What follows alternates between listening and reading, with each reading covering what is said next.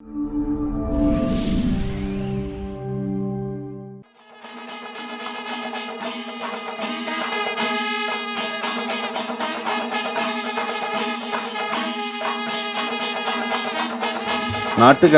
പട്ടും മാലയും പ്രശസ്തി പത്രവും ഒക്കെ നൽകി സ്വീകരിക്കുവാൻ നാട്ടുകാർ അപ്പോഴേക്കും വലിയ ഉത്സാഹത്തിലായി കഴിഞ്ഞിരുന്നു. ക്ഷേത്രമുറ്റത്ത് വരിവരിയായി നിന്ന ഗജവീരന്മാരുടെ ഇടയിലായിരുന്നു രമണിയുടെ സ്ഥാനം.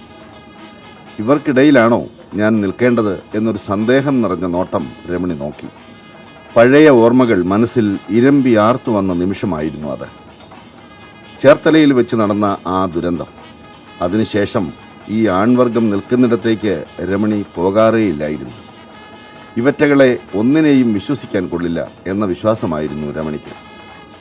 ഏത് നേരമാണ് ഇവന്മാരുടെ മനസ്സ് ഇളകുന്നതെന്ന് പറയാൻ കഴിയില്ലല്ലോ. എന്തെങ്കിലും സംഭവിച്ചാൽ അത് വീണ്ടും നാണക്കേടായേക്കും.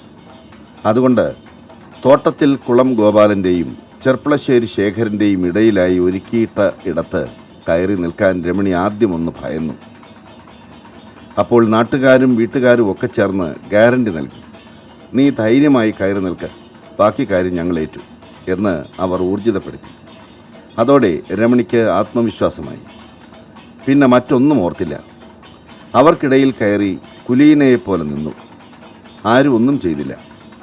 എല്ലാ ഒരുക്കങ്ങളും ആകപ്പാടെയുള്ള ഉത്സാഹവുമെല്ലാം കണ്ടപ്പോൾ രമണിക്ക് മനസ്സിലായി ഇത് അത്ര ചെറിയ കാര്യമൊന്നും അല്ലെന്ന്. കേരളത്തിൽ തന്നെ വളരെ അപൂർവം പിടിയാനകൾക്ക് മാത്രമാണ് ഈ പട്ടം ലഭിച്ചിട്ടുള്ളത്. തിരുവനന്തപുരത്തെ ശ്രീപത്മനാഭസ്വാമി ക്ഷേത്രത്തിലുള്ള മതിലകം ദർശിനി, കുമാരനെല്ലൂർ പുഷ്പ, ഗുരുവായൂർ ആനക്കൊട്ടിലിൽ ഉണ്ടായിരുന്ന ലക്ഷ്മി എന്നിങ്ങനെ ഒറ്റക്കൈയിലെ വിരലിൽ ഒതുങ്ങും അവരുടെ എണ്ണം.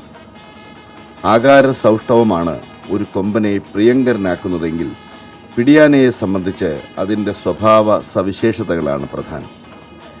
അപകടകാരികൾ കൊമ്പന്മാർ മാത്രമല്ല, നാടിനെയും നാട്ടാരെയും ഒരുപോലെ വിറപ്പിച്ച പിടിയാനകളും ഈ കേരളത്തിൽ ഉണ്ടായിരുന്നിട്ടുണ്ട്. തിരുവനന്തപുരം ജില്ലയിലെ തെക്കേ അറ്റത്തുള്ള പാറശാല ശിവക്ഷേത്രത്തിലുണ്ടായിരുന്ന കാളി എന്ന പിടിയാന ആ ഗണത്തിൽ പെടുന്നവളായിരുന്നു. പേരിനുള്ളിലെ രൗദ്രഭാവം പോലെ തന്നെ അപകടകാരിയായിരുന്നു അവൾ.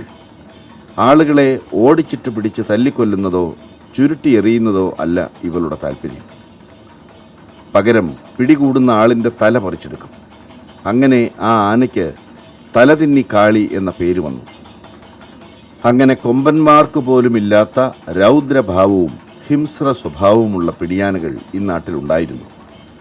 അവർക്കിടയിലാണ് കഴിഞ്ഞ 40-ലേറെ വർഷക്കാലമായി ആർക്കും ഒരു ശല്യത്തിനോ തടസ്സത്തിനോ പോലും പോകാതെ ഇവൾ നാട്ടുകാരുടെ പ്രിയങ്കരിയായത്. ഇവിടെ ഉത്സവവുമായിട്ട് ബന്ധപ്പെട്ട് ആനകളെ കൊണ്ടുവരിക, അതിനെ നല്ല രീതിയിൽ സ്വീകരണങ്ങൾ കൊടുക്കുക, ഇതുപോലുള്ള ചടങ്ങുകൾ സംഘടിപ്പിക്കുക, ഇത് ഞങ്ങൾ വർഷങ്ങളായിട്ട് നടത്തി വരുന്നു. സംഘടനയായി രൂപീകൃതമായിട്ട് 1 വർഷമായി.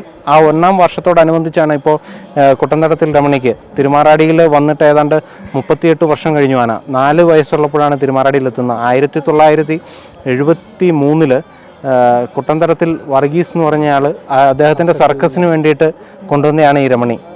കർണാടക ഫോറസ്റ്റിൽ നിന്നും ലേലത്തിൽ പിടിച്ചു കൊണ്ടുവന്ന ആനയാണ് കുട്ടന്തടത്തിൽ രമണി.